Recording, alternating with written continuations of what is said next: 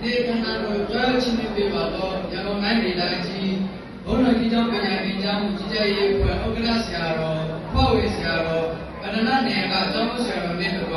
ကော်မတီရှိသူကြီးပင်များဌာနဆိုင်ရာကြီးကဲများေရာကြီးချုပ်ကော်မတီဖွဲ့ဝင်များပေချာနာတော်အဲ့ဒီတော်များဆရာဆရာမများကျောင်းသားမိဘများနဲ့ဆရာကျောင်းသားလူများအားလုံးမင်္ဂလာပေါင်းနဲ့ပြုလုပ်ကြပါစေလို့ရှင်းဥစွာတိတ္တဘုရားအထုဆက်တော်ရပြပါတယ်ခင်ဗျာကျွန်တော်ကတော့ရှင်းပြတဲ့တဝိုင်းနန်းဆန်တွေ့တဲ့ကြောက်ရွံ့လေးကြီးရောမှာဖခင်ဥပအောင်နဲ့မိခင်တော်ငယ်ဆန်းဤတာအောင်ဆိုင်ဖြစ်ပါတယ်ခင်ဗျာကျွန်တော်ဒီကြောင့်ကို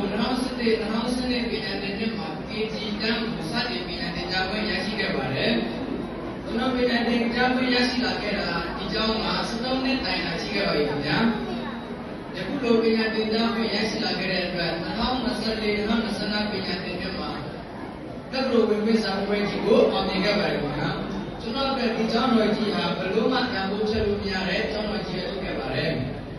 ကျွန်တော်တို့လိုအောင်မြင်တဲ့ပန်းနိုင်ရခဲ့တာဆရာကြီးတွေရဲ့အနိကတင်ကြားတဲ့ညီမှုတွေနေကဆရာတော်ရဲ့ဩဝါဒတွေဆရာဆရာမတွေရဲ့ဒီဥစ္စာတင်ကြားပြသမှုတွေကြောင့်ဖြစ်ခဲ့ပါတယ်ကျွန်တော်နဲ့အတူဒီကျောင်းမှာ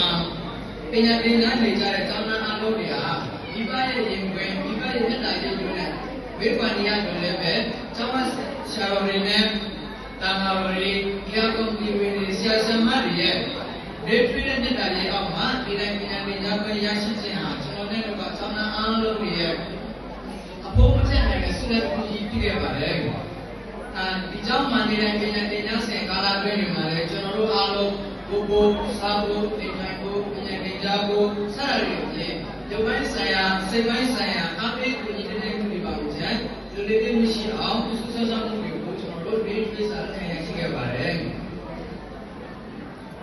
ဒီလိုကြောင့်နေတဲ့ဒီကျောင်းတော်ကြီးဟာကျွန်တော်တို့အားလုံးရဲ့အပေါ်မှာဆက်လို့ကုန်တဲ့ကျေးဇူးတရားတွေရှိနေပါတယ်ဒီလိုများပြားတဲ့ကျေးဇူးတရားတွေကိုကျွန်တော်တို့အားလုံးကဘယ်လိုဒီဆက်ကြမှာပါဒီကျောင်းတော်ကြီးမှာတင်ယူရရှိတဲ့ပညာရပ်တွေကိုထူးချွန်ကြောင်များအောင်